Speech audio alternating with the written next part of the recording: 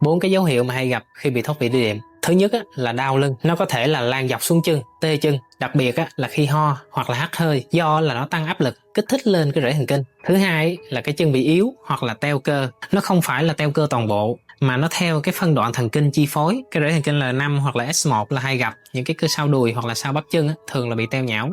Thứ ba là giảm cái cảm giác, nó cũng là do tổn thương những cái rễ thần kinh gây nên. Cảm giác là ở dưới chân nó bì bì, nhiều khi là véo mạnh mới thấy đau. Thường là của anh chị sẽ bị mặt ngoài chân hoặc là ở phía sau chân dọc xuống. Thứ tư là có rối loạn phản xạ, có thể là mắc hoặc là yếu do cái cung phản xạ nó bị tổn thương. Trong cái cung phản xạ đó thì nó có thành phần cảm giác nè, rồi thành phần vận động, những cái cơ. Cô bác thì sẽ khó nhận ra cái điều này, nhưng mà bác sĩ họ khám họ sẽ đánh giá được. Cô bác anh chị nào mà đang bị đau thắt lưng ha, nó đau có thể là dữ dội hoặc là nó chứ âm ỉ, ho rặn hắt xì này kia là nó đau nhiều, nó đau lan xuống chân nữa, thì để lại bình luận bên dưới nha.